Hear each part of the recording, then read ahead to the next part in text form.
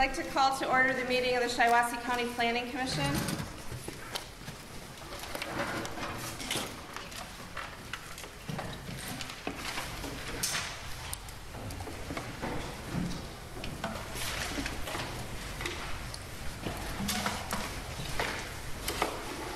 Are they going to take attendance?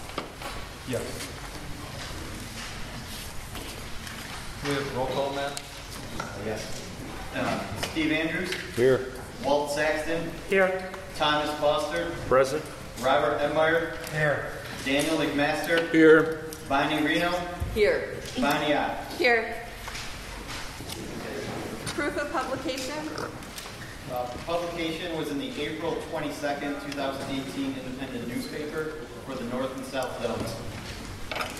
Thank you. At this time, I'll entertain a motion to approve the agenda. So moved. Second.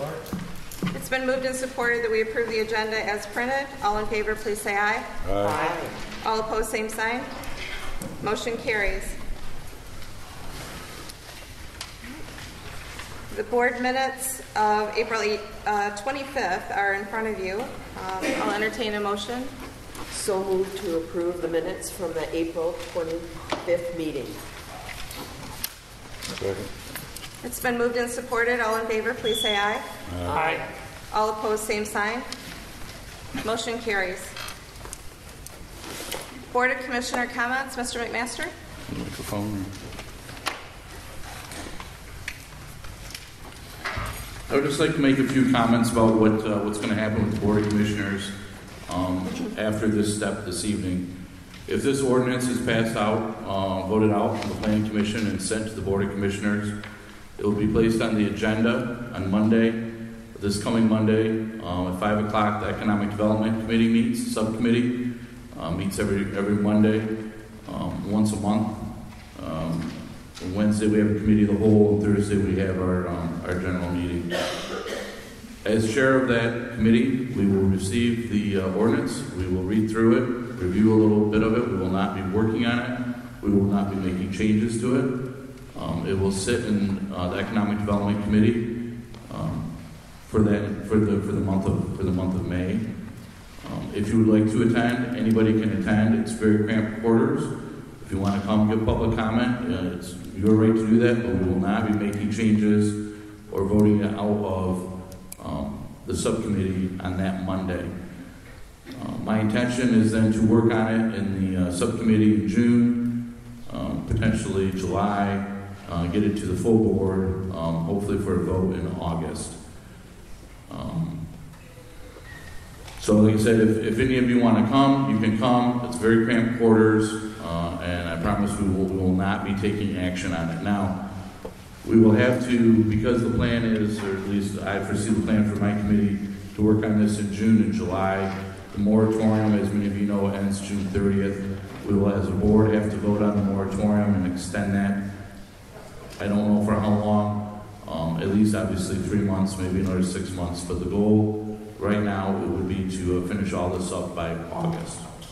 So just want to let everybody know I believe the capacity for the Commissioners' Chambers, the Surbeck building is about 100 people or 115. So in June and July we may have to have those meetings elsewhere, but don't feel like you have to come Monday. Don't feel like you're missing something. Don't think that it's the end of the world. We will not be voting it out. We will not be making any changes this next Monday, which means it will just sit there the whole week and it will not go to committee of the whole or the full committee on Thursday.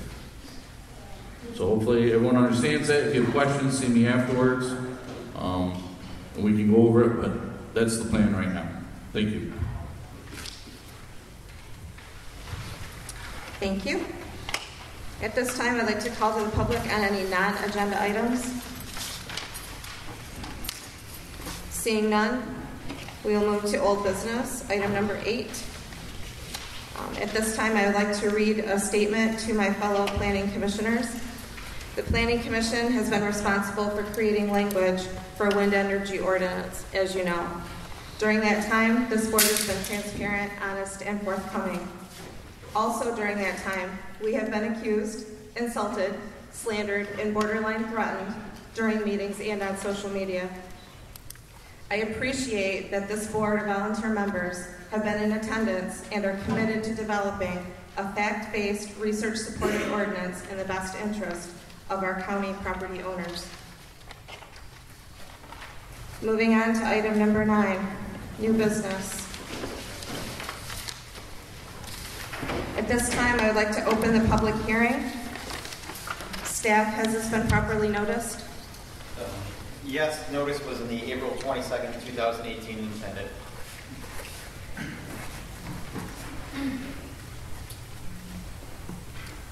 Pete, would you like to do a staff report at this time? Thank you, Madam Chair. And forgive us, folks, when we scheduled this room, the assumption was we would, well, not the assumption, we asked the questions, we'd be able to get microphones for all the planning commissioners. So when we get to the public comment time, we'll place the mic up there. However, it does need to remain relatively quiet in here because the planning commissioners are going to have discourse later on in the meeting. So if we're going to all hear and be able to participate with the planning commission's discussion, we do need to have some quiet in here. Moving forward, staff, based on the planning commission's decisions made at the last special meeting at the Ovid-Elsie High School, staff revised the ordinance per those individual or those decisions that were made on each individual line item. We've done that. We also provided the document to legal counsel, corporate counsel for the county. We asked them to review primarily for content, not at this time, and not to pass necessarily judgment on the individual decisions regarding setbacks, noise and such, because that is in the hands of the Planning Commission, and the legal question was for, again, the content of the information provided. So that essentially is what we provided, and if the Planning Commission has any specific questions before you open up the public hearing on any particular item, I'll be more than happy to try to address.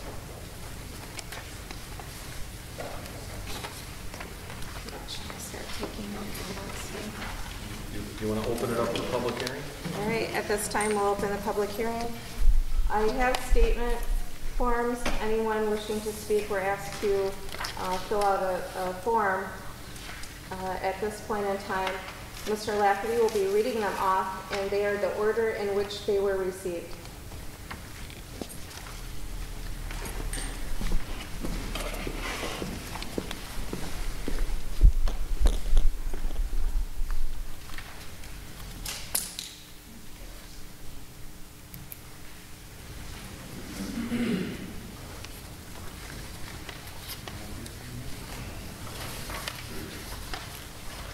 Okay, well, we're going to have to stay relatively quiet also for your public comment because it seems that we're out of batteries on the microphone.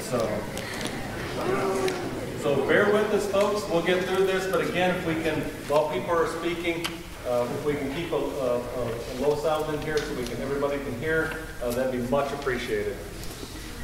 Okay, first I have Kevin Mantis. And then following, if you could get ready, Nick Del Zappo. And if I'll note that Mr. Bartis is here representing Josh Nolan, who is in essence representing also those folks that have formed an opposition group to the wind turbines. So Mr. Bartis, I think as we've done in the past, for Mr. Nolan is allowed for 10 minutes. And we'd also afford that to those that are representing property owners. And if they choose not to do that, that's fine. Then we'll accept public comment from here on out. So, Mr. Martis, you are on the clock, sir. Thank you. Thank you for the time to listen to these comments. I am speaking on behalf of the regulated wind of Shiawassee County. Mr. Nolan has been quite ill the last 5 days and in and out of the hospital. He's asked me to step in at the last minute. The good news is I'm much more handsome than him. And I want to make a statement on behalf of the regulated wind of Shiawassee County. We recognize the hard work this commission has put into the ordinance, and while we can quibble about certain details, if this ordinance survives intact and it's voted out of the county commission in relatively similar fashion to the way it's proposed tonight, I do not anticipate that the folks of regulated wind of Shiawassee County would place that ordinance before the people through the referendum process. In other words, if we preserve 45 LMAX and if we preserve 300 or 325% property line setbacks, our objections will go away. So I wanted to be aware of that. I do want to, however, draw your attention to these maps that I know that the developer has furnished to you tonight. These maps are very, very common. We see them in every wind zoning hearing. And frankly, we feel that they are a great case of misdirection. And I want to identify exactly why I think those maps are a case of misdirection. But first, I want to point out to you a worldwide frame of reference for what the wind industry considers acceptable setbacks. This comes from a publication in a journal called Wind Energy, so it's decidedly pro-renewables, and it's published, I believe, in Denmark. Recently, they published an article in which they listed common distances to homes in various nations. And in France, they show 1 mile to homes. In Germany, they show 1 mile. Rural Manitoba, 6,500 feet. U.S. National Research Council, they reference 2,500 feet. Now we get into the states. Illinois, USA, 1,500 feet. And then they single Michigan at the bottom of the list at 1,000 feet. Now that document will be presented to you later. People are going to enter these documents into evidence. But I wanted to give you that general frame of reference for what the rest of the world may consider an industry standard. So now, these maps that were presented to you show the basic conflict here. It's the rights of the small landowner who lives on a small lot versus the large landowner's property. And I would point out, first of all, quite often, the person that owns these large farms don't actually live there. They may not live anywhere in the project footprint. So what's the misdirection that I'm talking about here? Well, I've picked 5 ways in which I think these are a case of misdirection. The first, when you look at their setback maps, they seem to have assumed that those setbacks are based upon an implied right to build 500-foot tall turbines. Yet they have no such constitutional right to demand 500-foot tall turbines. And in fact, what the maps don't show is even using rather large setbacks, they could build hundreds of 50-foot tall turbines and hundreds of 100-foot tall turbines, hundreds of 200-foot tall turbines, which gives them a right that residential landowners don't have in your county right now, which is to build a house taller than 35 feet.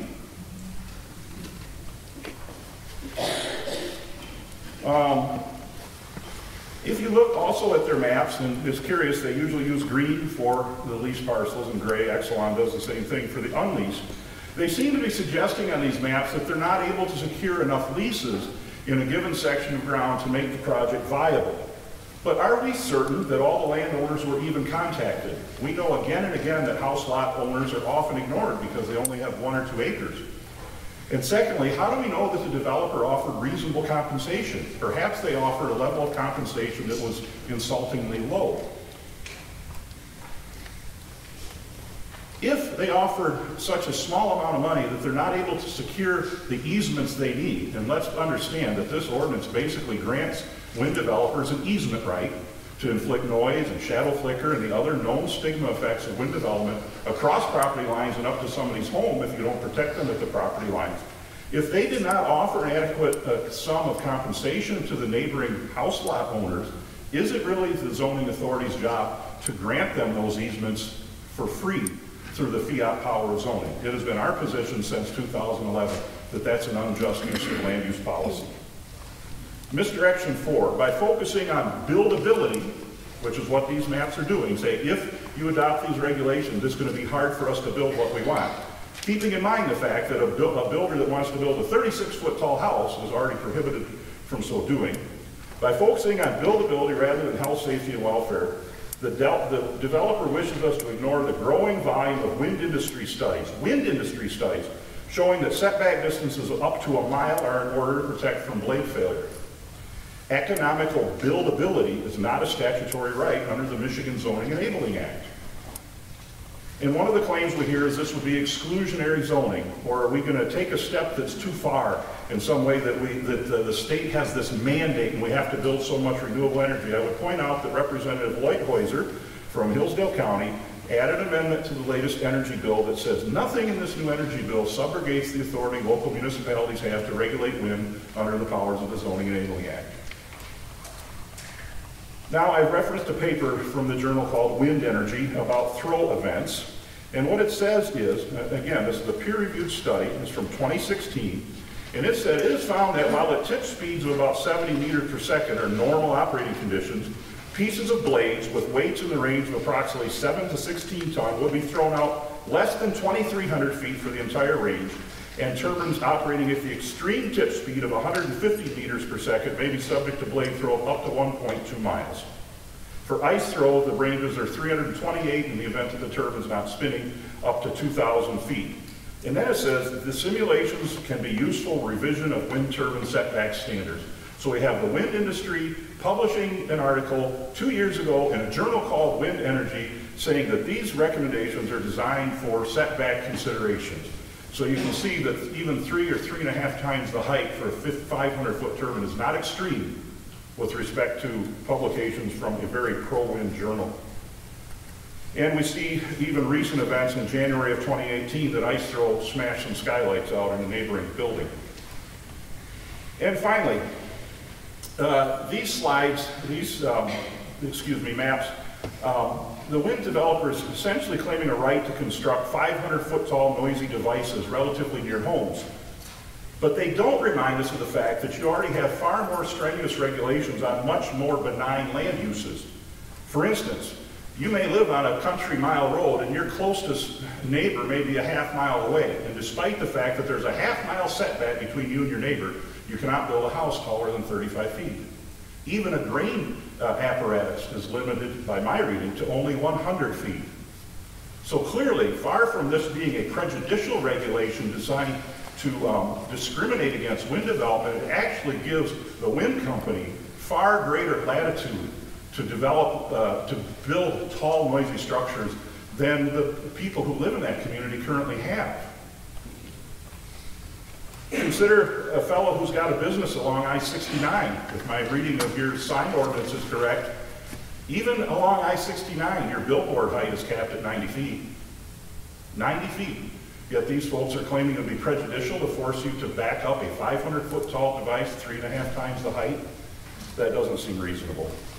Does anybody know how much time I have left? 2 minutes. 2 minutes. Now I'm going to jump into the acoustic misdirection as well. And I'm just going to read a couple slides and then I will stop. But first of all, George Hessler, who consults for the wind industry regularly, and his son, David, they did a paper in 2011 for the state of Minnesota where they said it would be advisable for any new project to attempt to maintain a mean sound level of 40 decibels or less outside all residences. NextEra, the biggest wind developer in North America, said on their website, the Ontario Ministry of Environment sound guidelines for rural areas establish maximum permissible sound levels of residences of 40 decibels, and here's the kicker, which is consistent with the standard set by the United States Environmental Protection Agency. NextEra still demands 55 decibels here, even as they tell people freely and openly in Canada that the US EPA says 40 decibels is the right limit. My point is the noise recommendations you have in this ordinance are something that are fully supported by sound science. And I'm afraid that these maps are an attempt to explain to them why you should permit them to shove a size 12 foot into a size 9 shoe. It's not our problem that Thomas Jefferson mapped out the Northwest Territory in 1 mile grids in 1795, and people put a road and a house on each of them. Those houses, those roads were already there long before they signed their first lease, and you were under no legal compulsion to accommodate their needs. And finally, remember, nobody has ever come to your planning commission and said, the light coming through my windows is too steady. Could you make it flicker? Your time is up, but thank you, Mr. Martis. Next. Can I ask a question?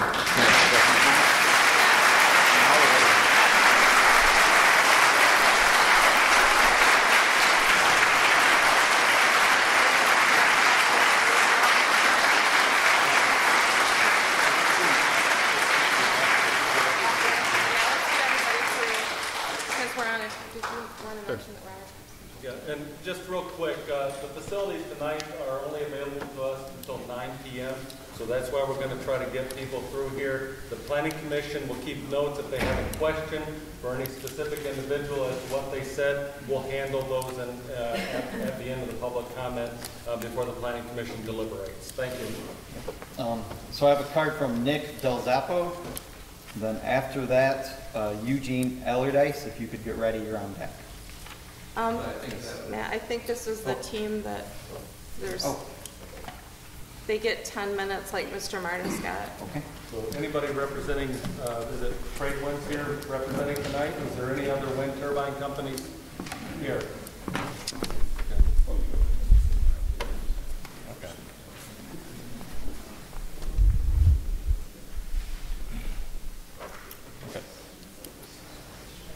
With such an important task before you, it is extremely important. Who are you?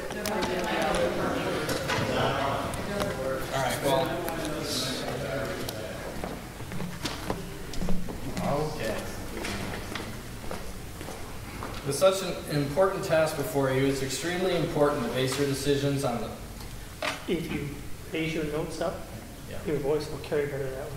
Thanks. And who are you? I'm Nick Del Zappo. I'm with Trade Wind. Okay, thank you. Okay, folks, wait, just let him get going. Okay? Trying to. Let's let him get started here, and then we'll try to address. All right.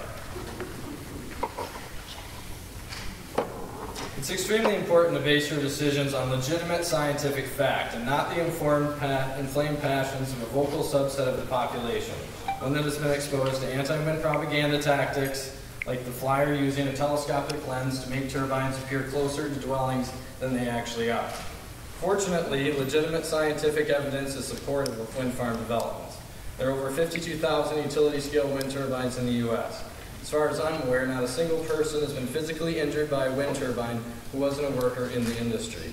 There have been extensive studies conducted to determine if there is any causal connection between wind turbines and negative health impacts. They have not found any such connection. We brought Dr. Ellen Bogan, who is a key author of a Massachusetts Department of Public Health study into the potential health impacts of wind turbines, to the meeting at Ovidelsky. His study found that the weight of the evidence suggests no association between wind turbines and measures of psychological distress or mental health problems, including insomnia.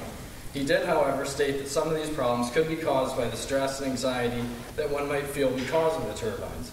This is unfortunate, but the way that we respond to something does not say anything definitive about the thing itself. These findings are mirrored by studies conducted by the Australian Medical Association, the Wisconsin Department of Health Services, Health Canada, and others. Many people who oppose wind farms believe that they will experience a rapid drop in their property values as a result of the development.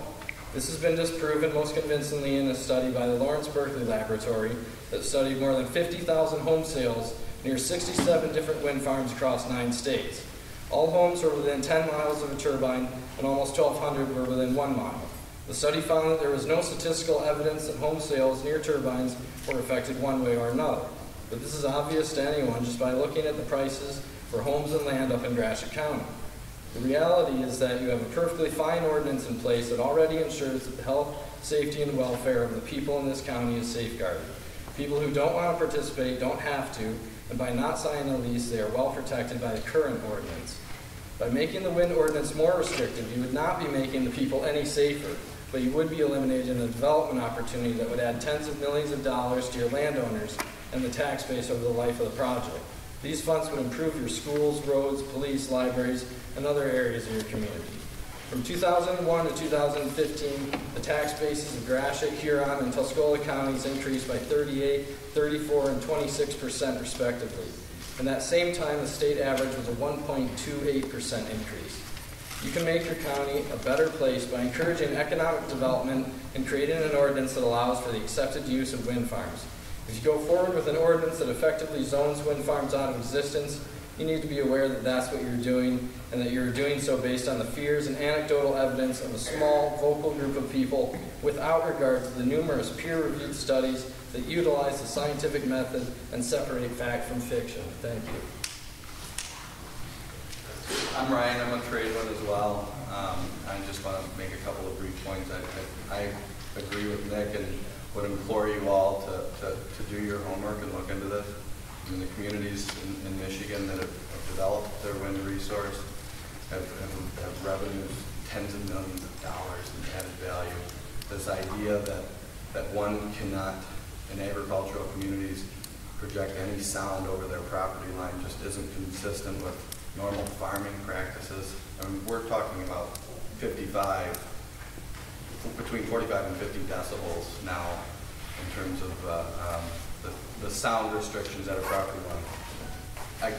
Less than what we're hearing here in this room, albeit nobody can hear what I'm saying, but still. The tactics, I'm doing our best. We do not have a microphone. I don't think we're supposed to address the crowd. Okay. I will speak up. Folks, please, let the gentleman talk so we can get through this. We're at 5 minutes, and all speakers are supposed All right. to address the board. I'll finish with this. It's easy to come into this idea and accuse Pete Preston and Bonnie and anyone else that disagrees with this point as being paid off. They're not. And, you know, it's these sort of tactics that make this issue so complicated. It really does not need to be that. These turbines are placed out in the middle of the farmer's field.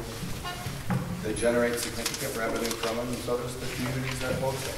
I'll just leave it at that. My name is Nick, too. I'm also with Tradewind. They call him Smart Nick. I'm Tall Nick. So I'm sorry you can't hear too well. My apologies if my voice isn't loud enough. I'm also a little sick and getting over that. And I talked to the landowners out here. I'm the guy on the ground. I'm signing the leases with these farmers, which, by the way, they're super busy right now. There's a big rain coming up, and right now is a really bad time for them to come to a function like this. But I'll also note that just this hounding and everything that just happened over the last 5 minutes is another reason they don't want to come here and speak their voice. But I'll tell you what, there's support here for this thing, and I'd say this county would be robbing themselves if they did something where they didn't welcome this sort of investment and opportunity. All right, my name is Brad Panazik. I'm a senior development manager with Tradewind Energy. The documents that kind of get provided to the Planning Commission were asked of us to kind of give them a picture of kind of what some of these things that they're talking about. The Commission, you guys have been dealing with this issue for going on well over a year here. And again, at Tradewind here, we want to make sure you're presented with the information so you can see on paper kind of what some of these kind of setbacks had and the difference kind of between those things there. We assume a 500-foot turbine max height because that's how the ordinance is written. So we wanted to make sure that you see, hey, if the turbine was put at 500 feet, that's the largest impact that there would be. Much like your cell phones in your pockets, you don't have an iPhone 1 anymore. The iPhone 10 is kind of out there. And again, modern turbines here today are going to higher heights.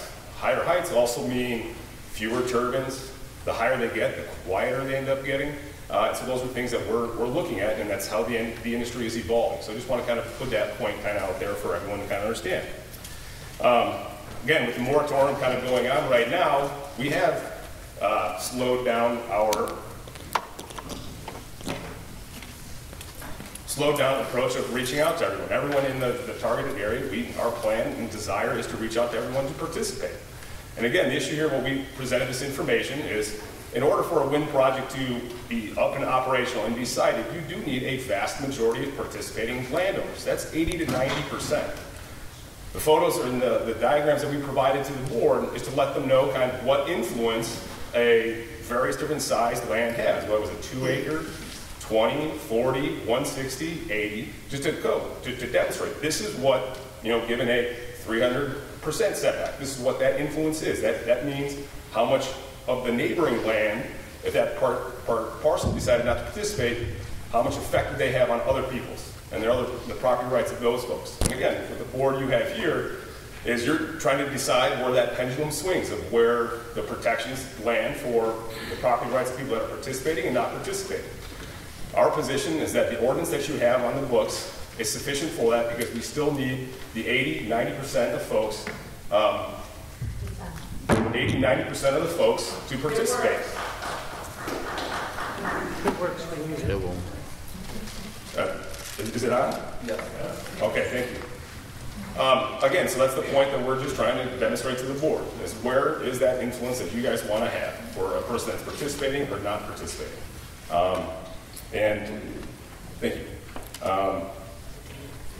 We're not asking for special considerations for buildability or anything like that. I mean, a turbine is 500 feet. That's just kind of what it is. So that's what your ordinance is.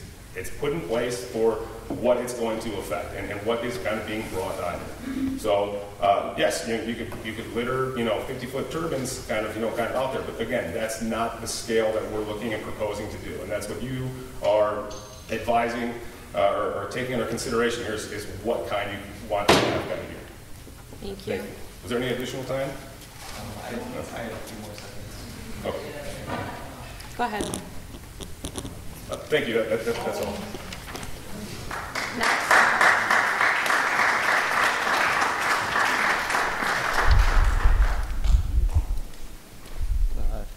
Eugene Allardyce.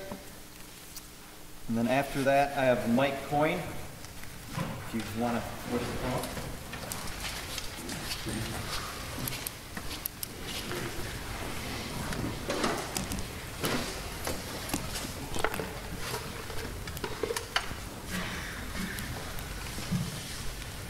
Again, please direct your comments to the Planning Commission. Evening. My name is Gene Allardyce. I'm from New Loafer, Hazleton Township. Well, that was a tough act to follow, but I think most of the people in here can follow that act with a whole bunch of research of their own that would like to conflict with what we've been told here. I think what we need to think about here is tax breaks. And as near as I can tell, the tax breaks run out 2018, 2019 that these people get.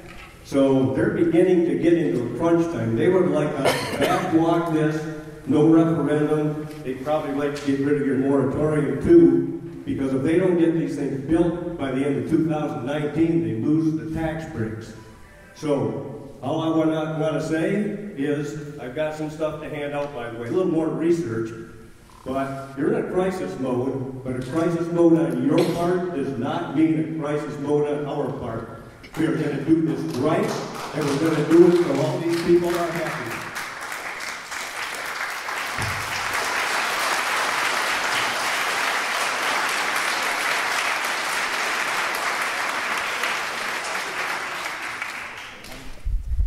After Mike, we have Rebecca Zemla.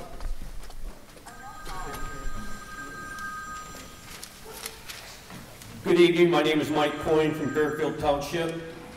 Regarding the current and future ordinance amendments, and for the record, I want to present the following fact regarding the November 11, 2017 order of Federal Judge Thomas Ludington in the matter of Tuscola Wind LLC versus Ulmer Charter Township. The judge rejects the claim that wind energy zoning regulations that are not economically desirable for wind development are illegal exclusionary zoning because Ulmer Charter Township already has energy and thus is no demonstrated need for new generation in the township.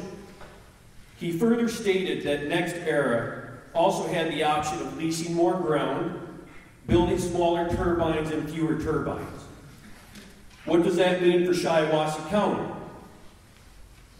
It means zero shadow flicker, and a setback of 450%, and a maximum height of 400 feet, and a maximum of 45 dBA LMAX to the nearest non-participating property line is not exclusionary zoning. I would like to present to the Planning Commission this federal case law that you can review for yourself. Thank you.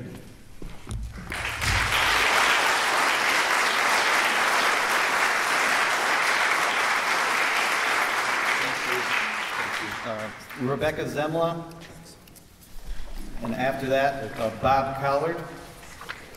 And if you could stand up behind the person so that when their 3 minutes is up, you can go right into yours. Thank you. So that means the next person that's up should be behind them. My name is Rebecca Zemla. and I live in Fairfield Township. Can't hear. Rebecca Zemla, and I live in Fairfield Township. In regards to the current ordinance amendment, I am requesting additional protections. I am entering into evidence the 2009 Health Organization's European Nighttime Noise Guidelines that indicate that noise levels above 40 dBA harm human health for a non-trivial percentage of the population. Thank you.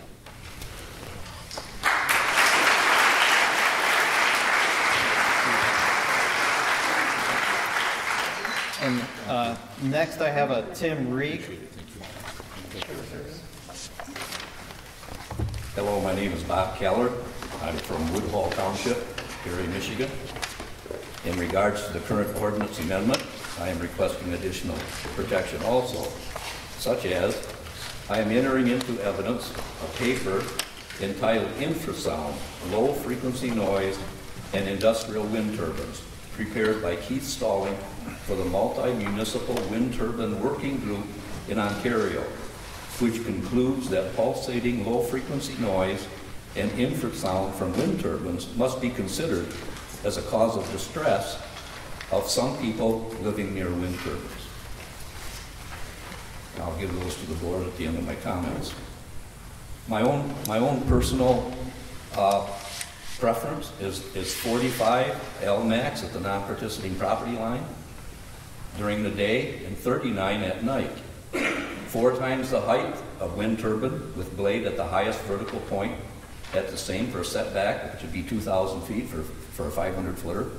No shadow flicker at any time, and a 500-foot height limit with the blade at its highest vertical point.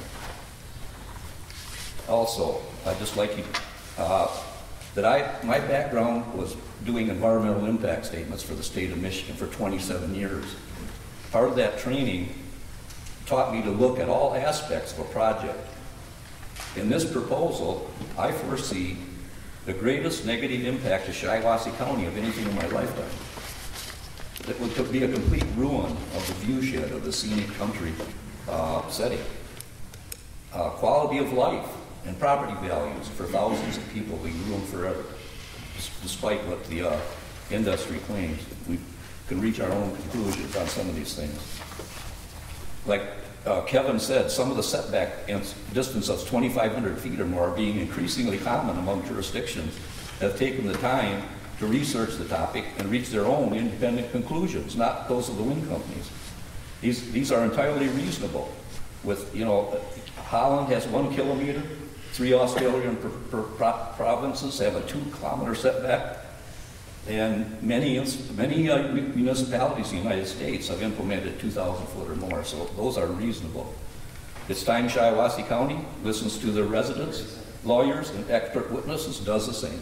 Thank you.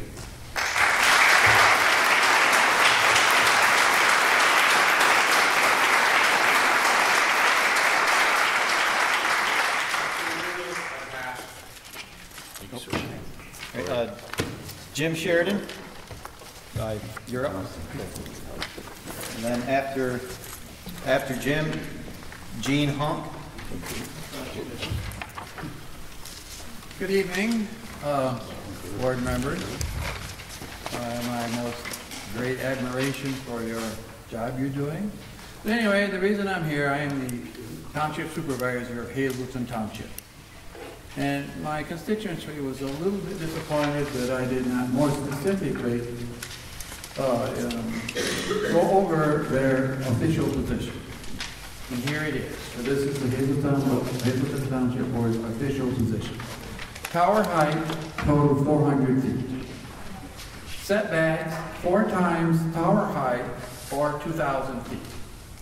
No shadow flicker. Decibel rating of 40 at property line. Lights on the tower activated by radar. And so now I have presented this to the board, and my people know that I officially went over and did it. Anyway, good luck, and thank you for hearing me. Yeah. Have a good year.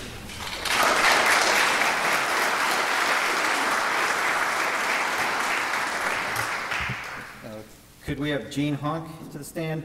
Next is Orling Stringham.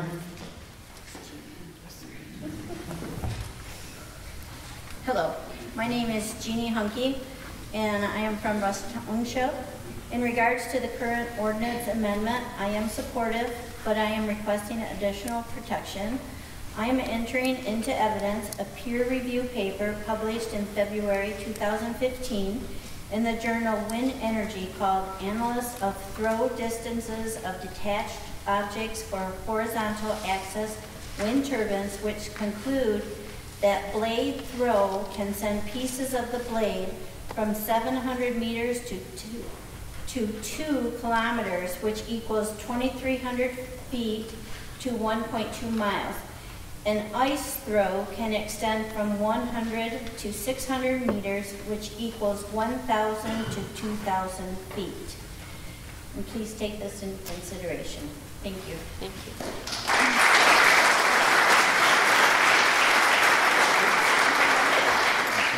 Next we have Maria Schultz.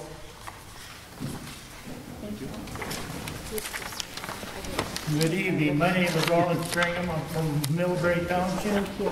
I just got a couple comments. To start with, that I am 100% against wind turbines. I have no use for them. I built a brand new house. I built a brand new house 11 years ago. Me, my son, and my wife, and poured my heart and soul into that place. We went without heat several times just to make the mortgage on it. And I'm not looking forward to my property value being tore apart. It's a small farm, but it's been in the family for 63 years. And I hope I can continue that along with my son. Recently, my son and I were driving down 127, and they can say what they want about blades not flinging ice or whatever, but we had a truck that was probably 30, maybe 40 yards in front of us. Ice came off of it and pretty near killed my son. Came right through the windshield. So they can say what they want.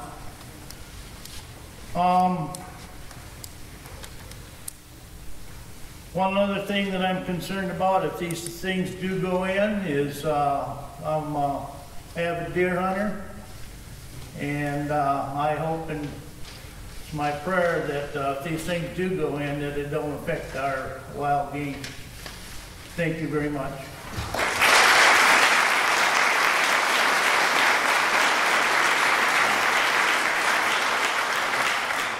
We have Maria Schultz, and next Judy Perkis.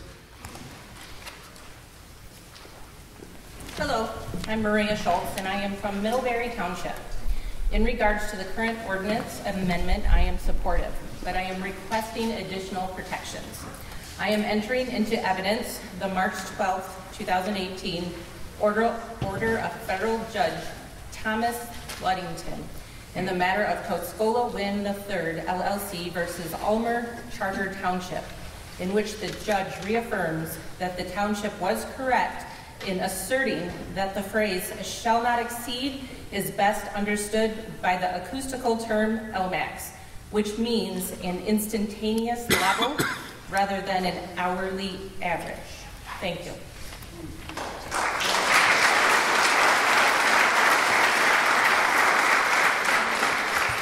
Judy Perkis, and next Patty Miller.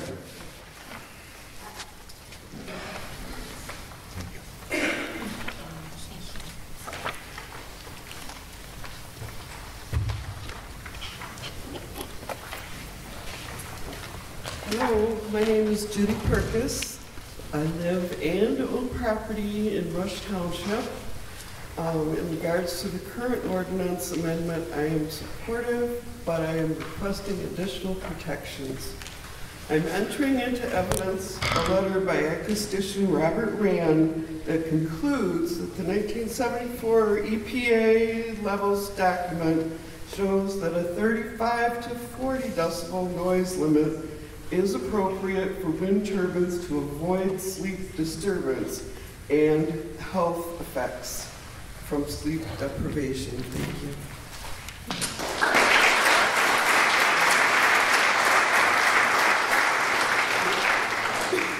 We have Patty Miller and next Chris Delaney. Hi, I'm Patty Miller, and I'm from Hazelton Township, and I do support the current amendment, but I have additional protections I'd like to request. I'm entering into evidence the recently enacted Elmer Township, Michigan zoning ordinance, which requires an $800,000 decommissioning bond for each turbine, the submission of an unreindex turbine manufacturer safety manual, and a 400% property line and roadway setback of 6-foot burial depth and connecting wires, and a 39 dBA and a 49 dBA noise limit at the property line between the hours of 10 p.m. and 7 a.m.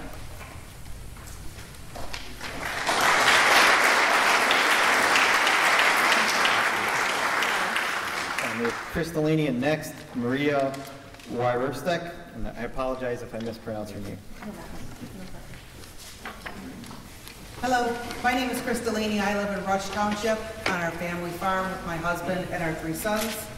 In regards to the current ordinance amendment, I am supportive, but I do have a few concerns. I am entering into evidence a screenshot from Next Era Canada website that states the following. Are wind turbines noisy? Wind turbines have moving parts, but the sound they make is virtually undetectable from a distance. You would have difficulty conversing right beneath one. Next Era Energy Canada takes 2 primary steps and assured minimal sound impact on neighbors. First, wind turbine manufacturers guarantee that turbine sound levels will fall below sound level restrictions, minimizing sound reaching adjacent homes. Second, sound from a wind turbine diminishes over distance. So in Ontario, for instance, we are careful to meet and exceed the 550-meter separation distance between wind turbines and homes.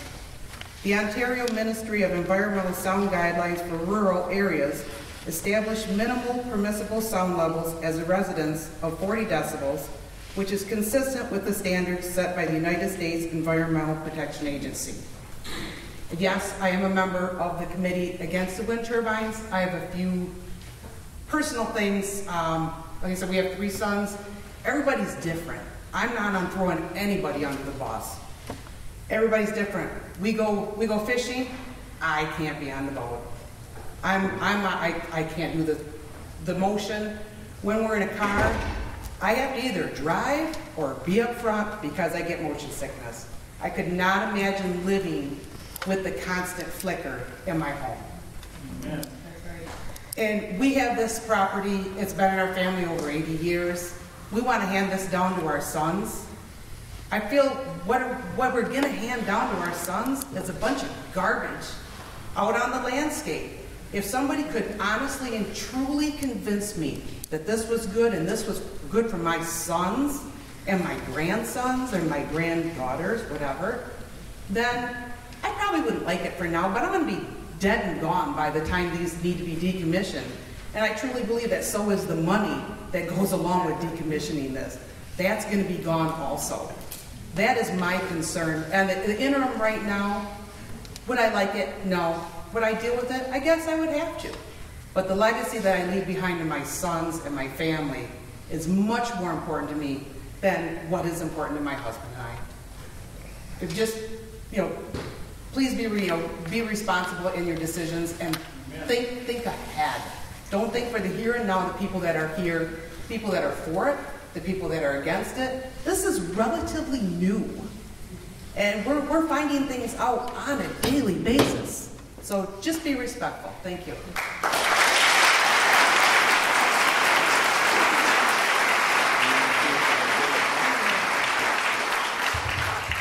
Hello, I'm Marie Warasta from Fairfield Township. I believe Nick from Tradewinds quoted something from Lawrence Berkeley Labs information. I also have information. So I have a February 27th, 2018 webinar called Predicting Audibility of and Annoyance to Wind Power Project Sounds Using Modeled Sound by Lawrence Berkeley National Lab, which concludes that within 1 mile of the nearest wind turbine, 75% of the people reported that they could hear it. 50% reported hearing wind turbines in their home, and 1/3 of those that can hear the turbines in their homes were very annoyed. I would like to point out that currently no one in Shiawassee County is annoyed by wind turbine noise right now.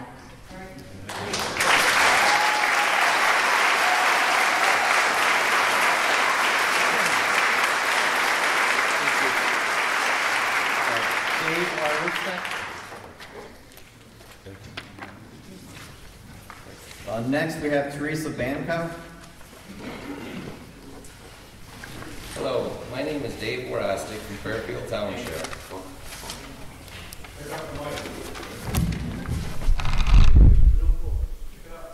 A lot of short people in here. What we tried to do at the last meeting at Ovidelcy, I went with Matt Lafferty and he retrieved all the recommendations for me from the 9 townships. Most of them are all documented and they were sent in by September or October. The height overall majority is 400 feet. This is for all of them together. The setback is 400%. Shadow flicker is 0 on all townships. The DBA is 40. The red light for the planes to be detected. They want this sonar on all of the turbines.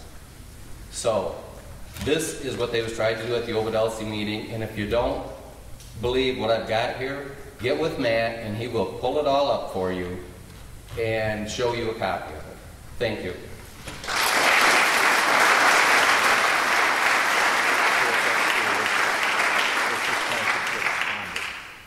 Next we have Christine Lestraco. In February 2017, the Shiawassee County Board, along with Pete Preston, complained about Orland Stringham because they deemed his property too unhealthy and unsafe for the citizens of Shiawassee County because of a pile of tires, an unlicensed farm truck, and an untitled car. If these 3 things are deemed unsafe for us, then it behooves you to recognize the fact that wind turbines are a greater safety concern for the citizens of Shiawassee County. We've been at meeting upon meeting, and we have provided you with scientific and peer-reviewed evidence.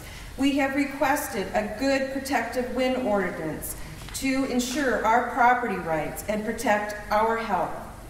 As Commissioner Bruff stated at one of the meetings, we need to make an ordinance that fits the needs of our citizens, and if a wind company can comply, then so be it. We should not be making an ordinance to fit their needs, and then our citizens have to deal with the consequence. Right. If you or a family member, such as a parent, have a wind lease, you should be recusing yourself from voting on this ordinance. Do the right thing. And as for the wind companies, they remind me of nothing more than Mr. Haney on the Green Acres show. They want to sell us something we don't want, we don't need, and it costs too much. And the cost is our community being destroyed.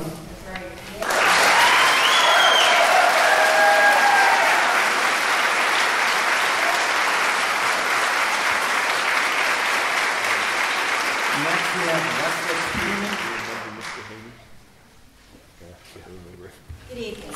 My name is Christine Lestraco, and I'm a resident of New Haven Township. I am entering into evidence a paper by acoustic experts George F. Hessler and David M. Hessler, both mechanical engineers with numerous publications on the subject matter. May I approach to give you copies? I have credentials. Thank you. You're welcome. Thank you. Thank you, Tom.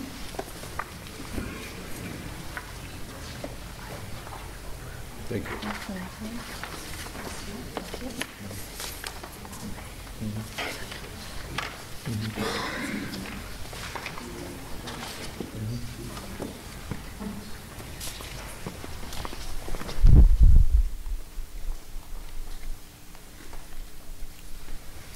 April 2010, regarding, quote, existing guidelines and regulatory limits interpreted within the context of the quiet, rural environments in which wind projects are normally sited. Generally, point to a design goal sound level of 40 dBA at night and 45 dBA during the day, unquote.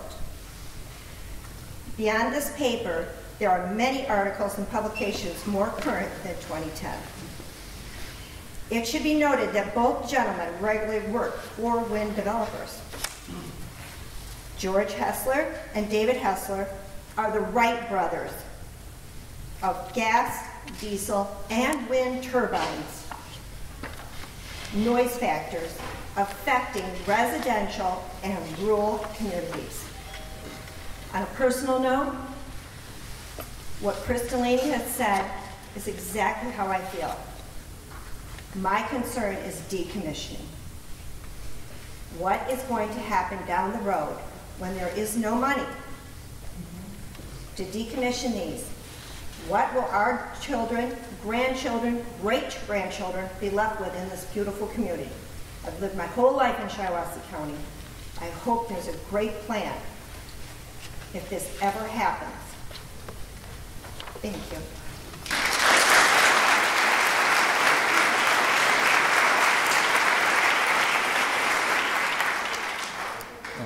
Westlix Peterman. And next we have Kathleen Canfield.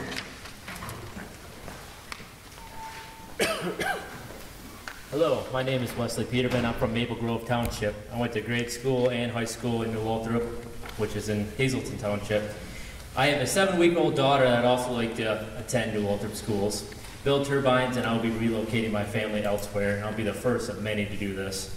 Now, before anyone says that I'm anti-wind or against alternative energy, I'll give you a bit of information about myself. I own and operate 2 recycling companies, one of which recycles waste wood pallets and crates by a process called biomass. I am not anti-wind. I am pro-health, safety, and land values of the citizens of my township and Shiawassee County. What happens in Shiawassee County directly affects what's going to happen in Maple Grove. Please listen to the majority of the residents, not the wind companies, not the minority. Why make the majority do a referendum? If wind power is so great, then make the minority go through this process. And remember, if you create weak ordinances, we will do a referendum. This will be very costly, and we'll have to go through this process all over again. Please make the right and ethical decision. You and I both know deep down what that decision is. Thank you for letting me speak.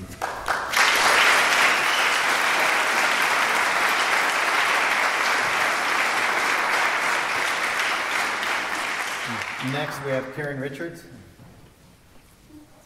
I'm Kathleen Canfield. I'm in Bennington Township. So I'm a little bit of a distance from some of the ideas about where they might want to put the turbines. But it will affect our health, safety, and welfare of our community. And I'm kind of with a couple of the other ladies that are talking about future generations. They're going to have to live with the decision you make here in the next few months. It isn't only going to be, you know, my children, grandchildren, great-grandchildren. It's going to be some of your children and your relatives. You need to think about, seriously, do we want 500-foot turbines with the possibility, if they prove to you they could go 600 feet, it's taller than the Mackinac Bridge. So we really, really need to look at going back towards the 400-foot if, in fact, we're going to have turbines in this county. And we need to look at changing that so that they don't have a loophole and can go higher. Once they get 600 foot in Rush Township or any other townships, we'll be looking at larger ones over in New Haven. We need to think about that. The bottom line really is about the health, safety, and welfare of all of us who live here, but our future generations as well. Thank you.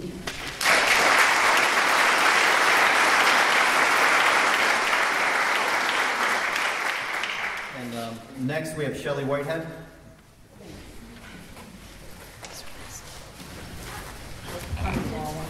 Hello everyone, my name is Karen Richards. I live in Hazleton Township and I live in the nice little village of New Lothrop, and I am really concerned about the wind turbines even though I live in the village.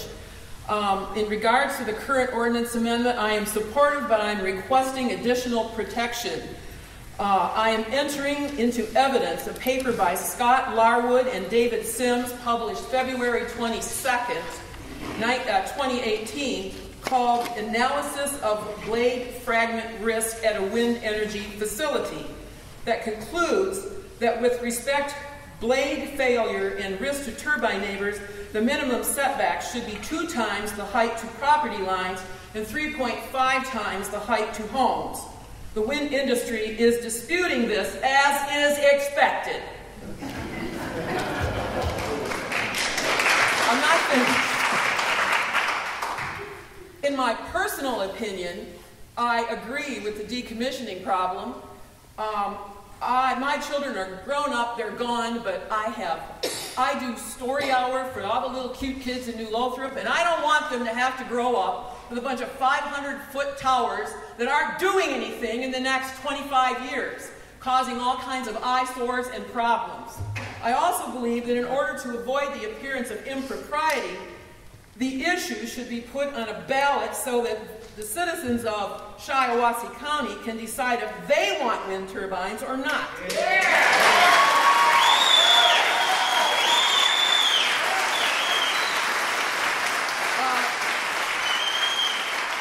There may be members of the county board who are related to or already have a contract with a wind energy company. A ballot would negate any need for recusal on the part of council members and make it a fair and honest representation of the people of our county in this highly contested situation. Thank you.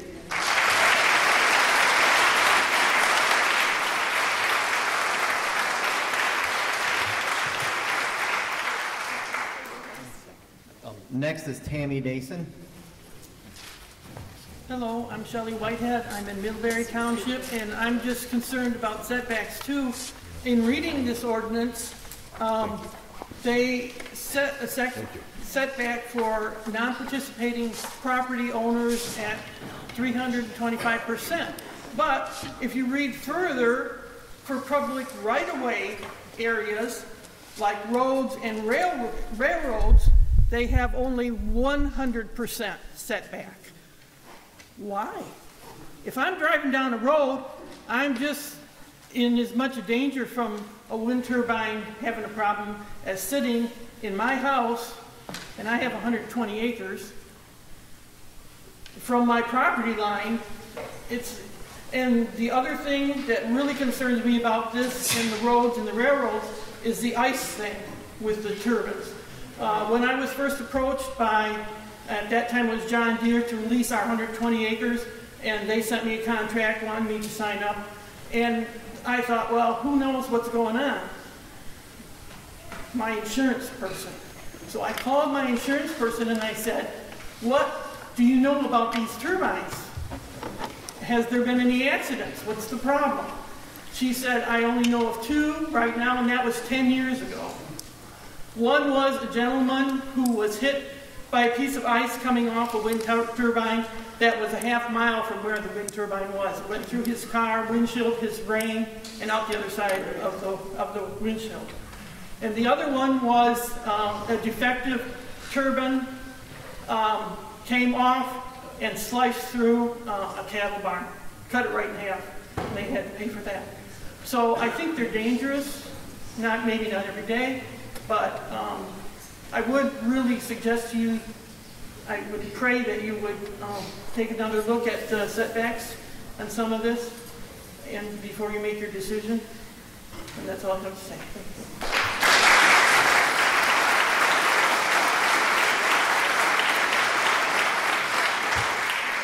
you. And next we have Phil Hathaway. Good evening. My name is Tammy Dason. I'm from Venice Township. According to the dictionary, a conflict of interest refers to a situation where a conflict arises for an individual between 2 competing interests.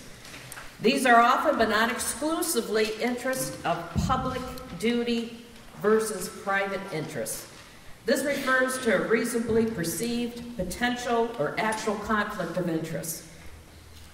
In regards to the wind energy companies securing wind leases within Shiawassee County, this definition applies to select groups of individuals on the Shiawassee County Board of Commissioners, the Shiawassee County Planning Commission, and in township government.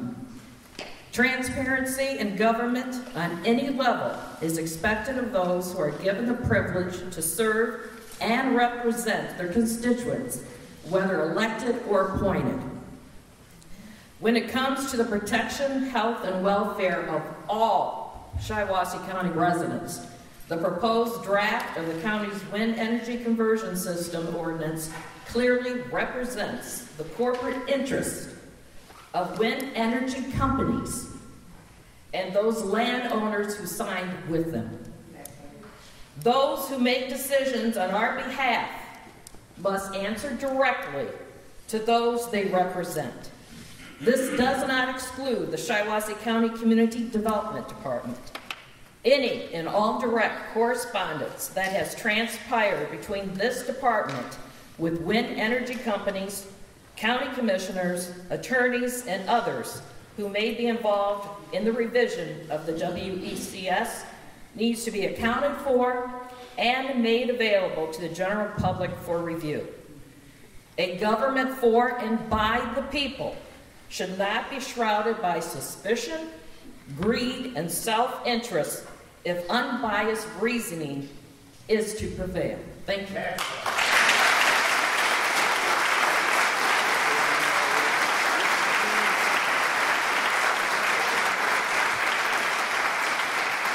We have Bill Hathaway and next Brenton Dooley.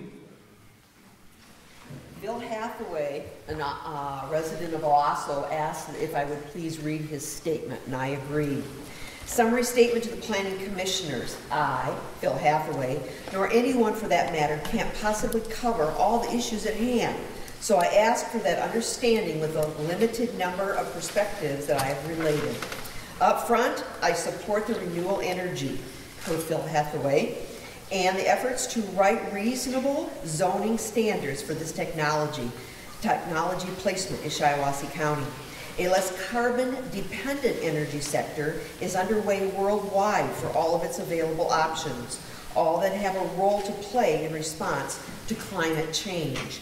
The northern section of the county, Shiawassee County, is at least settled, has the upper level winds, and has the zoning district industrial agriculture and predominant land use characteristics that is extensive in nature, not intensive.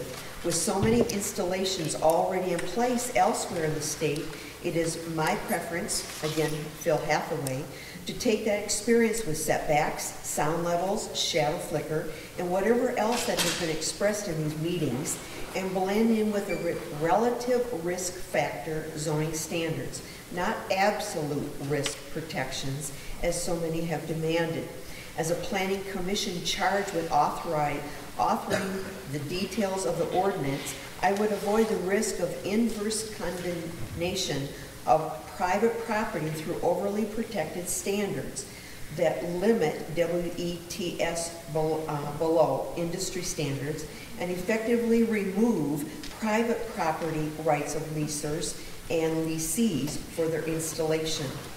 As an asset and as real as one feels about them cannot be the sole province of zoning practice, and by legal perspective must always be subordinate to other public protection standards.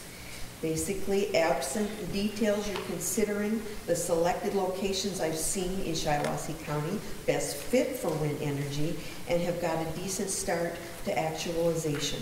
Thank you for your ongoing service for this community. Again, this is on behalf of Phil Hathaway from Owasso.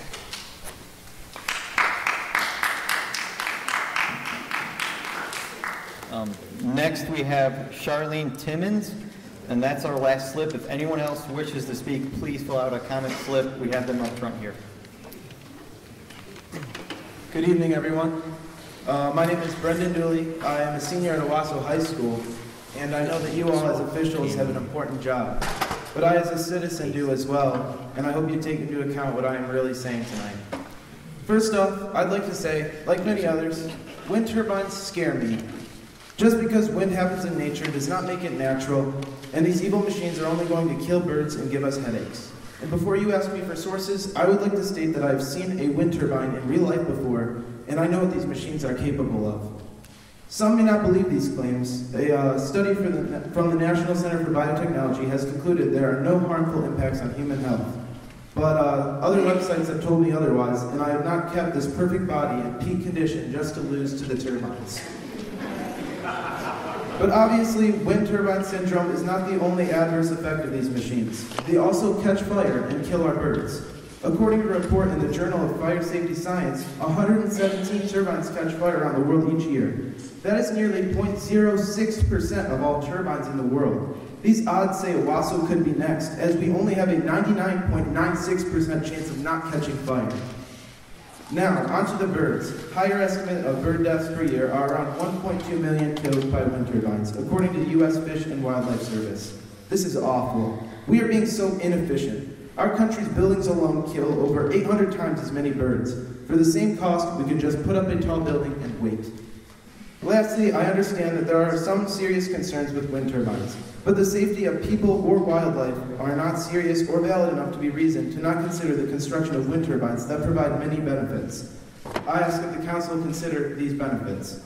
Thank you for your time. It is an honor and a privilege to speak to you tonight.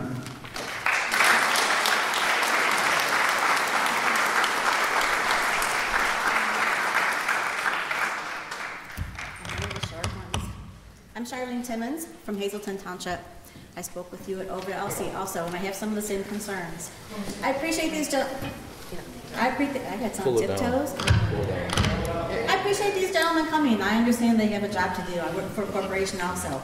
And I can picture the meetings they sit in every week. They've got a status meeting. And it doesn't have to do with any of our welfare, health or otherwise. It doesn't have to do with our county and how their financial ability to do anything. That's not on any of their meeting agendas, I guarantee it. For them to come here and give you information that I'll call disingenuous, to be polite, that say one study says that property values don't decrease. Well, I'll tell you that the London School of Economics disagrees. And I think they're kind of a little more informed, perhaps, than the salesman in the front row. London School of Economics, and just for fun, I'm going to talk about Ontario a little bit. The Ontario Superior Court also said that property values have decreased up to 55%. So if their courts in Ontario have ruled that, and you're not presenting that side of the story, I'll call that disingenuous. I live in this county. My biggest investment is my house and a couple little lots I have. I'm selling a building lot in Hazelton Township right now in the new Lothrop School District. This should have gone already. I talked to you about it 6 weeks ago. It's still for sale. It shouldn't be. If my house decreases in value, 10%, 40%, whatever it is, I don't understand, like, who's going to reimburse me for that? Do I have to work 12 more years before I can retire? Because selling that house is part of my retirement, a huge part. So these guys have a job to do, and I think they do it well. I have a job to do every day. I try and do it well. You guys have a job to do. And setting our metrics to meet their needs is not your job. Setting your metrics to meet our needs is your job. Yeah. I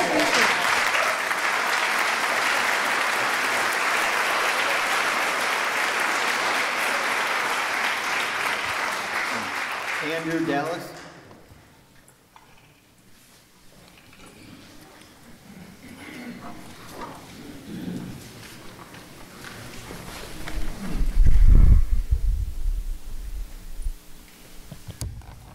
Hello everyone, I'm Andrew Dallas. I'm also a senior at Owasso High School, and throughout the year I've taken the course of AP Biology, and before this course I had not any inkling of idea of how much of a benefit clean energy could be, or I had no clue how much it costs or anything like that. I really had no clue how wind energy could affect anybody.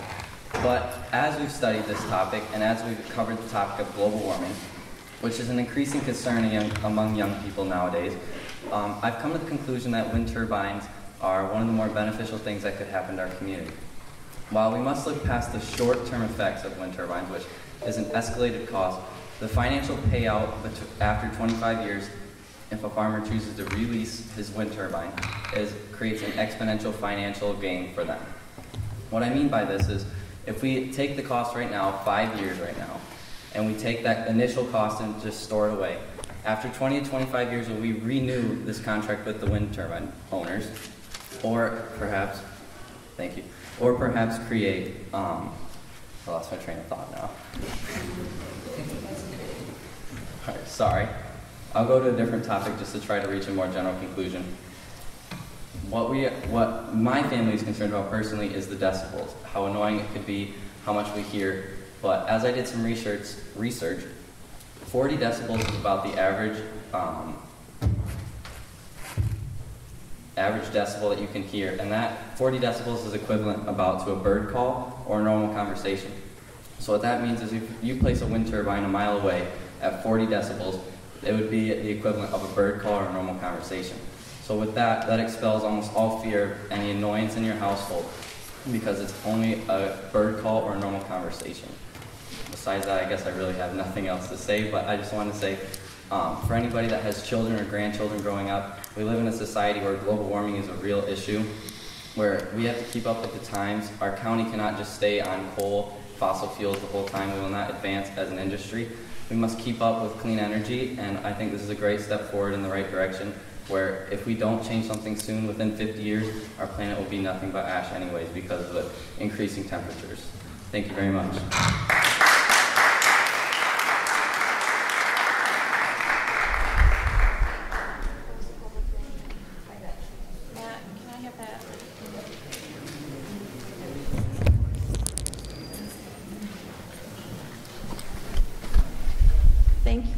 Thank you all for speaking and participating in this process. At this time, we'll close the public hearing. At this time, I would like to ask the commissioners if they have any questions about anything that we were just presented with. Mr. McMaster? I want to thank everyone for participating tonight. Appreciate everyone keeping their comments short to the point, providing some factual handouts for us. But I have some questions for two individuals. The first one will be Tammy, is it Dazen, who spoke right before the Phil Hathaway statement was read. There's accusations of conflict of interest with the Board of Commissioners. I would like to follow up on that. Is there? Can you provide that to me? I'd like to know that before we start work on this next week. Is that possible? Well, my question is, I understand you work for companies or... I do not work for a lobbying company. I own my own company. There was, from what I did hear, that there was opportunities to work with... I had a client who posed problems, which is why I recused myself from this in the very beginning, a year and a half ago. That client is no longer engaged in wind turbine activity that would be a conflict for me, and I made that clear. And this is the kind of accusations that's real tough for the Planning Commission. It's going to be tough for the Board of Commissioners. When we say we have a conflict of interest, it means personally we believe we have a conflict of interest. If I say I no longer have that conflict of interest, that means there's no longer a conflict of interest of what I believe. If people would like to prove otherwise, or any other commissioners, I would welcome that in writing, be sent to the county board. Secondly, I'd like to speak to Mr. Marta, who spoke in the beginning. I appreciate you mentioned that if we kept the amendment to 500-foot setback, or I'm sorry, 500-foot height with a 325% setback, you would not pursue an overturn of the ordinance, correct? That's my understanding of the draft as it stands at this point, is that I think it's 45 LMAX, is that correct? And I believe so, yes. 25%. So would you be able to provide, if the height was changed to 475, 450, obviously the percentage would change, would you be able to provide that also? What would be acceptable for setback? I'm sorry. You see if the turbine. Okay, so if we have a height of 500 and we have a 325% setback, if you changed it, if the Board of Commissioners decided to go with 475 or 450, what would be the acceptable setback then for your? We're still content with that same multiple at any height to a property line. Okay, so now that we have made clear that publicly you're willing to engage or are planning to engage in political activity, can you please tell me what your entity is that you're employed by or you're receiving compensation from? Excuse me, sir. What are you suggesting precisely? I would like to know, are you a lobbyist? Are you a registered agent? Is this group, are they a registered lobby organization? Are you a 501c3? Are you a 501c4? Are you a 527? Excuse me, I'm not done. Are you a political action committee? Are you an independent political action committee? Are you a corporation? Are you an LLC in Michigan? Can you provide any of these answers? There is no election taking place right now, sir.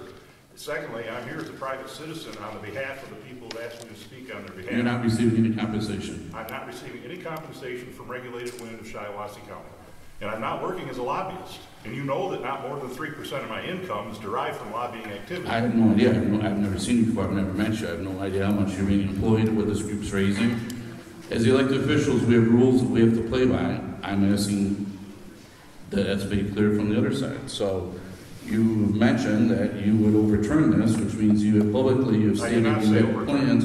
You said you would collect signatures for a referendum. No, I said the people that I represent would not proceed with the referendum, which is what I said. So if we change it, they will proceed. If the amendment is similar to what as I stated very clearly, sir, if you pass through the regulations as are very similar to what you have with respect to noise limits and setback distances, then I don't think the people who've asked me to speak on their behalf are inclined to proceed with a referendum. And if we change them? Depends what you pick. So there could be a referendum. So you do have political plans. Everybody has a right under the Michigan Zoning Enabling Act. Yeah, there's economic thresholds, which I believe this group may have reached, or you have reached. I would just like to know, what entity is this group operating under? I'm not going to speak on their behalf any more than I already have. Are you an attorney? No, I'm not. What are you?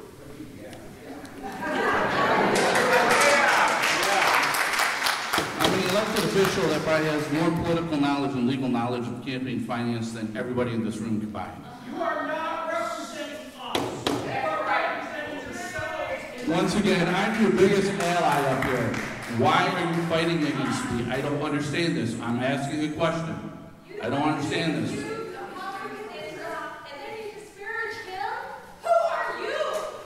I'm an elected official following the law. I'm an elected official following the law, and I would like to know what rules we're operating under. What do you mean, who do I represent? I'm sorry, what is that? Okay, so you guys can come on Monday. Okay, I'm your biggest ally up here, and you're alienating me. Okay? That's it, Madam Chair. Okay, at this time, it is the responsibility of this planning commission to decide upon language of an overall ordinance. At some point tonight, the action suggested is that a motion be made on the whole ordinance, but with specific amendments to the whole. So at this time, I'll ask the planning commissioners to please make suggestions for the language for this ordinance. Oh, Bonnie, can I make a comment? Is Commissioner Michael Bruff here tonight? I don't think so. Holzhausen's here. Oh, he's on the back. Mike, could you come up front? I'd like to ask you a question. Your line of business, you are a realtor, and there have been disputes between the audience and the wind company that property values will not go down and that they will go down. I'd like to get your professional opinion on that, sir, since you know the community quite well. I'm Mike Bruff, District 1 County Commissioner, and I'm also a real estate agent extraordinaire. A little humor. Actually, common sense would simply tell you I'm sure, I am absolutely 100% positive I will never have a client approach me and say, please show me a wonderful little ranch on 3 acres next to a wind turbine. I absolutely promise you that will never happen. But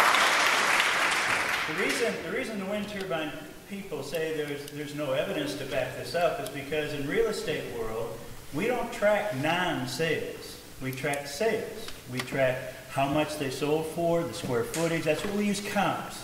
That's our comps. So there are no studies of non-sales, houses that have gone up for sale next to wind turbines that didn't sell. They don't exist. How about the constant ratchet? I'm not in an argument with you. I'm addressing this panel. So, common sense would tell you, property values, that's, people play with those words. Property values may not go down because your taxes won't go down. But your saleability will definitely go down. Your ability to sell that house, if you have a $200,000 house in fair market value, and there's a wind turbine that goes up next door to you, no one in this room can tell me, including the wind turbine people, that house is going to sell for fair market value. Because I promise you, I'll never get a person knocking on my door saying, please show me a house that has a wind turbine next door. Thank you.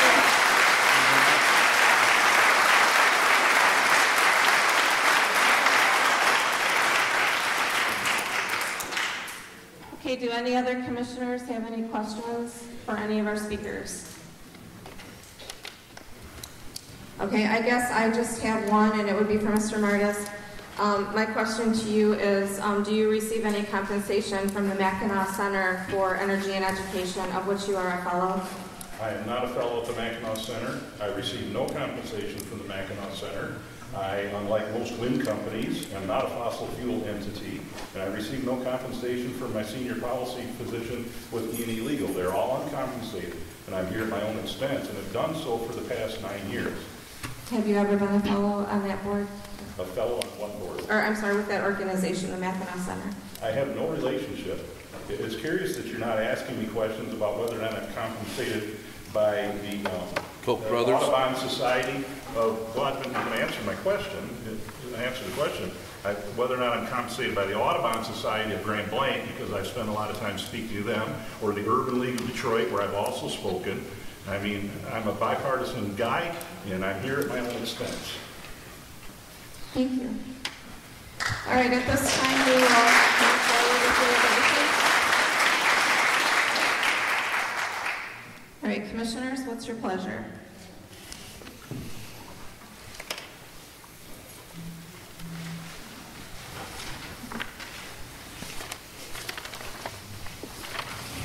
So Madam Chair, so are you looking for input right now, or are you looking for we're looking for input and deliberation among the commissioners on the overall language, where and if we want changes, and where those changes should be.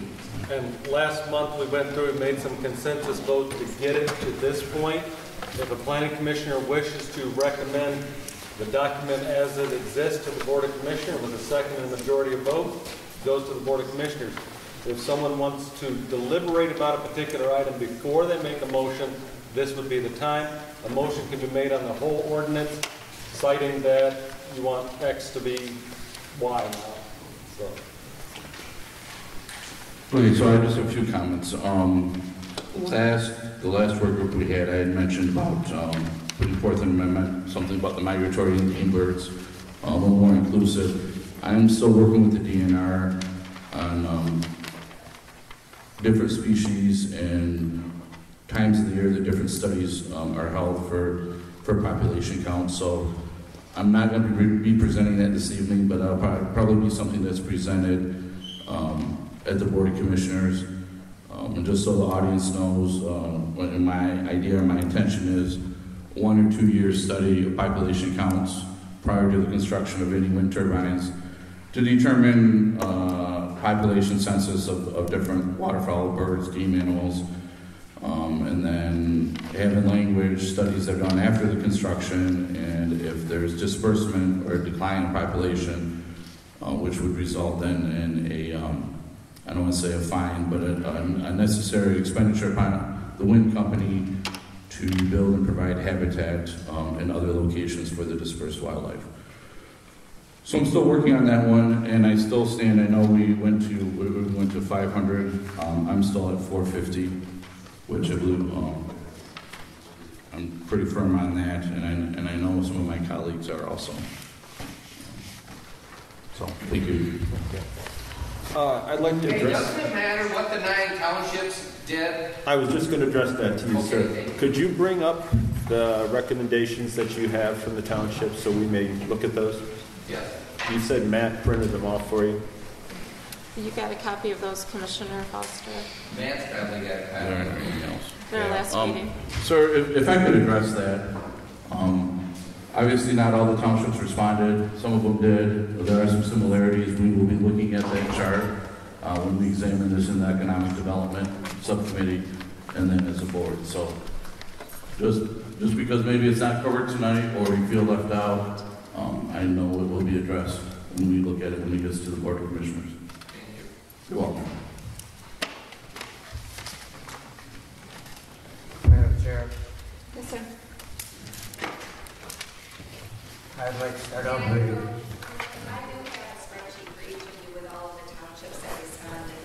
We have. We have that. You do have? We do. We were provided with that last month. Thank you, though. The commissioners would look in their packet. There's a 2-page sheet of recommendations in it. We're going to start out by making a motion that we submit to the Board of Commissioners the wind turbine ordinance as written with the following additions and changes. Under definitions, I would add the initial SCPC referring to the Shiawassee County Planning Commission throughout the document. Also under definitions, professional engineer would be an engineer knowledgeable in all aspects of operation, maintenance of wind turbines, acceptable to the Planning Commission. Sound level change from 50 to 45 at the property level. Page 4, setback. Setback shall be based on tower height, but no less than 300% of its height, as measured from the base of the tower to the nearest non-participating property line for towers up to 500 feet. Also on there is a statement about height and 600 feet, which I'm dropping. Shadow flicker. Commercial towers shall be equipped with proven technology to eliminate shadow flicker on any non-participating parcel. Under lighting, towers required to have warning lights by the FFA shall include proven technology to turn warning lights on or off, depending on the presence of aircraft in the area. I'd like to add the following paragraph. The financial resources for decommissioning shall be in the form of a surety bond or letter of credit, which shall be deposited in an escrow account with an escrow agent acceptable to the Shiawassee County Commission. Second, the county shall have access to this escrow account for the express purpose of completing decommissioning if the decommissioning is not completed by the applicant within 1 year of the end of the project life, inoperability of individual wind turbines, or facility abandonment. Escrow funds may also be used for administrative fees and costs associated with decommissioning. On page 7, 5B, change 125% to 150%. 5C, inspections, change 5 years to annually. 5C, delete part of the sentence that says shall not exceed 25%. On page 7 and 8, paragraph F2, eliminate authorized factory representative.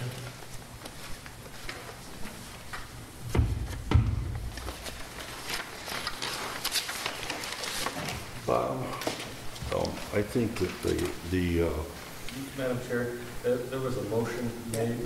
It either dies for lack of second, that needs to be recognized, or it needs to be seconded. I can't second it.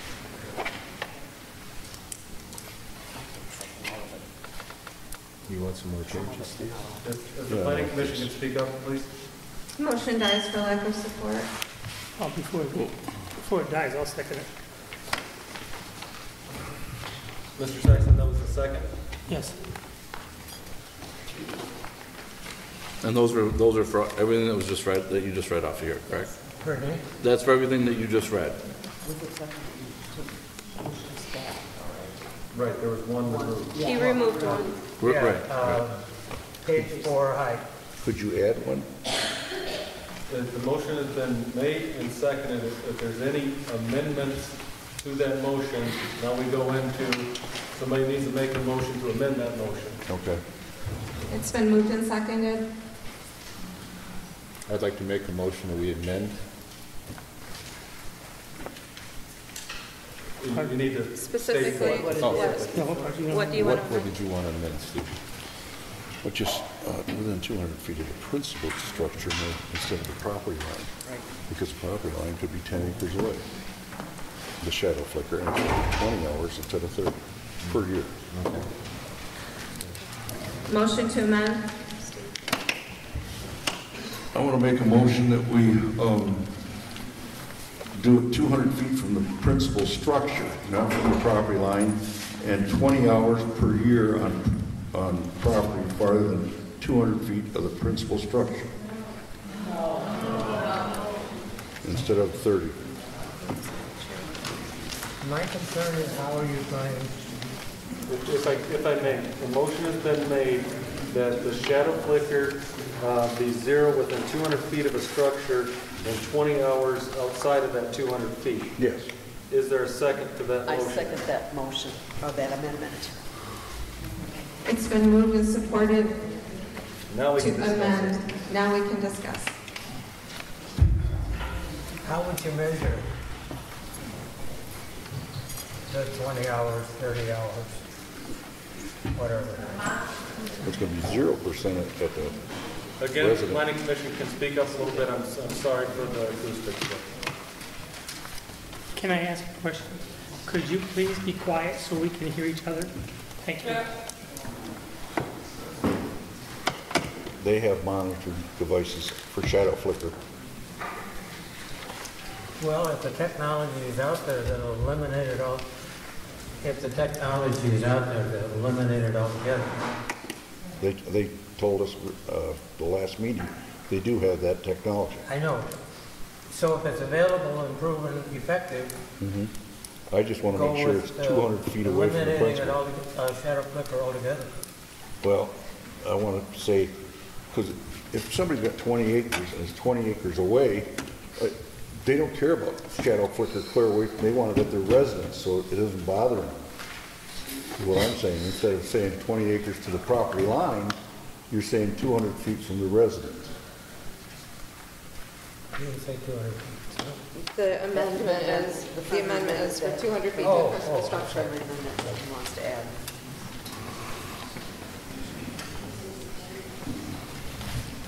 I guess I'm really not. I have a question of everything we just went through. These 2 pages, I know 1, 2, 3, page 4 setback. It says 300% of its height, but in here, didn't we change it to 325? Wasn't what we did at the last work group? Correct, but he's suggesting to change that. Well, he wants to lower it down to 300. And still keep the height at 500, correct? Yes. Yes. Okay. And before we don't slip off of this, is there any more discussion on the motion to amend the original motion? Talking about the motion to amend. On the shadow flavor issue. So I need a second is what you're saying. And emphasizing again for I the thought there was a principal second. There was a structure. second. I seconded it. Yes, I seconded it. Okay, the motion to amend has been supported. Is there any more discussion on the motion to amend? I can Don's go motion? with that amendment. I can go with the amendment. I'd like to make a motion to amend. We can't do that. We're No. right in the middle We're of the in a- motion. We have to vote on the Second. motion. Okay, We're we'll done be with voting on discussion. thing. And then so the vote should be made now on the amendment suggested by Mr. Andrews, 200 feet, within 200 feet of a principal structure, 0 flat shadow flicker, outside of that, 20 hours. Yes. Yes. It's been moved and supported. Matt, roll call vote. Matt, let's just work this way and then that way. Walt Saxton, Yes. Daniel McMaster, No. Thomas Foster, No. Steve Anders, Yes. Bonnie Ott, If we can call the chair last, Bonnie Reno. Yes. Robert Edmeyer, No. Bonnie Ott. No. Motion failed. Okay, now we're back to Mr. Edmeyer's original motion, unless someone would like to make a motion to Mr. Foster to amend that original. Okay.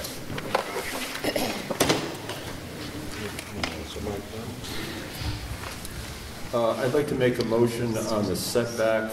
Setback should be based on tower height, but no less than 400% of its height, as measured from the base of the tower to the nearest non-participating property line, with towers up to 450 feet high. Second.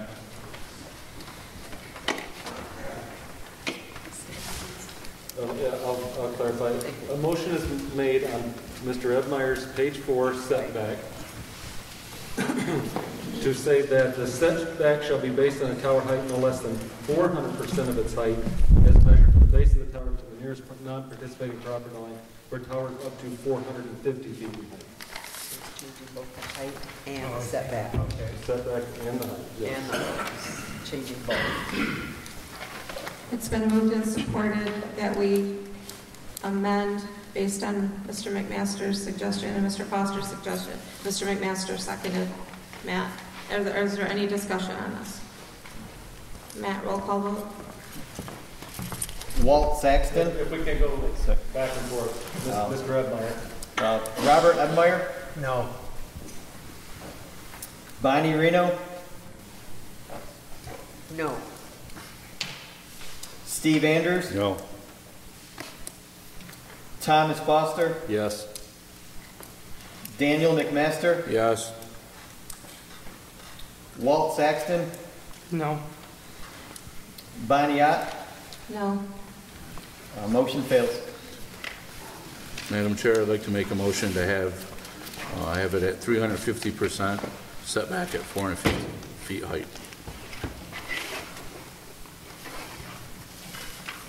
I'll second that. It's been moved and supported that we amend the language to 350 feet, or 350% setback, 450 feet in height. Any discussion? Would you repeat the motion? The motion to amend your original motion is for a 350% setback and a 450-foot height. Is there any discussion? Could we break that down into 2 votes? Yeah, that's At this time, the motion's already been Yep, made. the motion is on the table. We can consider these separately, but at this time, this is where we're at. Is there any discussion? What 50-foot difference is it going to make in 50 foot? If they can capture more wind at 50 foot up, I mean, you're talking a very small, when you're building something 450 foot or 500 feet. 50 foot is not a lot. But we're talking about the requests of the constituency in the county and how they feel and what they want, not specifically the wind company. Yeah, but if they can cut down the number of wind generators, doing 500 foot instead of 3, they do it with 1. But they also have the problem of gaining enough property, and that's probably why they want to go higher, because they're having a difficult time in gaining enough customers for the property. Is that part of the problem, why you want to go higher?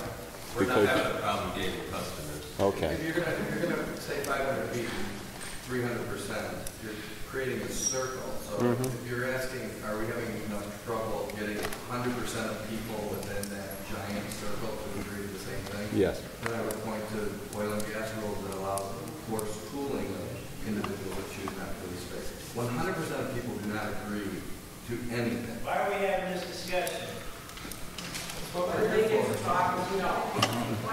Madam Chair. Okay, the question was posed, and at this point in time, we'll keep it to the commissioners. We have suggested revisions. Where do we want to go with this, Mr. McMaster? I just want to make a quick comment. This chart that I have in front of me, which lists 4, 5, 6, 7, 8, 9 townships. Some are left blank on height. You know, these are 9 that responded. Mind you, not all the townships responded. Some are at 400, some are at 500. One's at 600. One's at 500, 600 with the waiver. Oh, I'm sorry. That's DT. So of the government entities, they're either 400 or they're 500. Thus, why I'm at 450.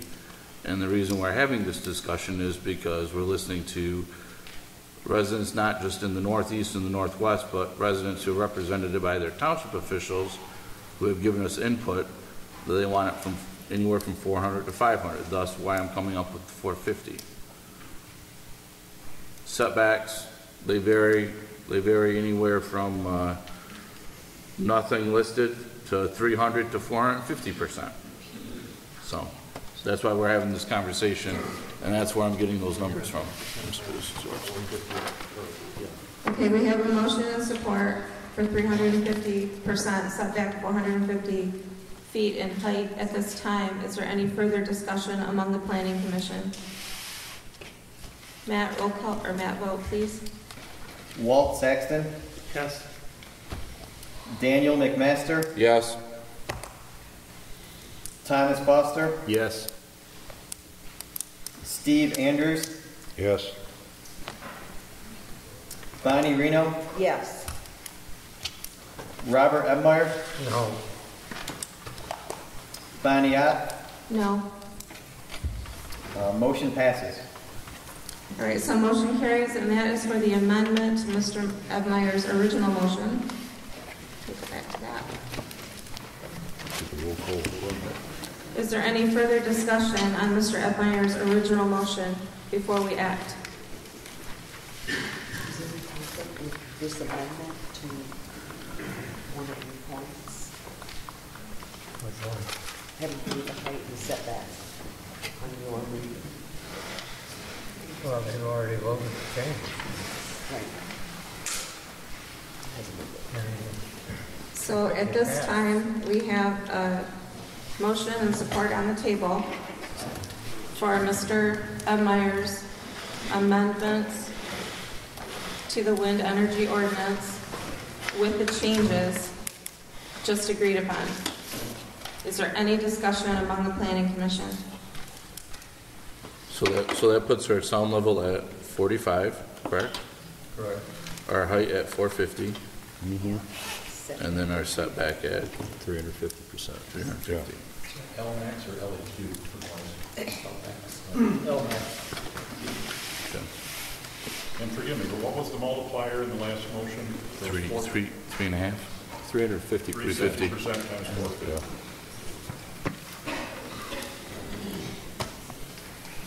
Yeah. Robert Ebmeyer. Yes. Bonnie Reno. Yes. Steve Andrews, Yes. Thomas Foster, Yes. Daniel McMaster, Yes. Walt Saxton, Yes. Bonnie Ott. Yes. Motion approved. So this has been recommended for adoption by the Board of Commissioners. As Mr. McMaster stated, they'll have a series of meetings. It's not anticipated to be acted on next week, just essentially accepted. And we'll place it on the agenda. Other than that, we do have to finish up our agenda here, which does allow for additional public comment. I would like to note that the school has made this space available until 9 p.m. So I'll give it back to Madam Chair to continue on. Okay, at this time, have there been any communications received by staff? None other than those related to the agenda item. Director's comments? None at this time, Madam Chair. Any other public comment? I make one comment. 3 minutes, please.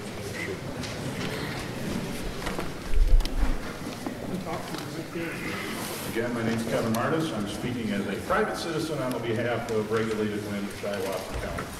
I just want to say we very much appreciate the motions and the amendments that you've made, and I do not believe the people in the group who've asked me to attend here tonight have any objections to those. We thank you for placing the needs of the private property owners and the people who live in your county above the needs of the corporate profiteers. Thank you.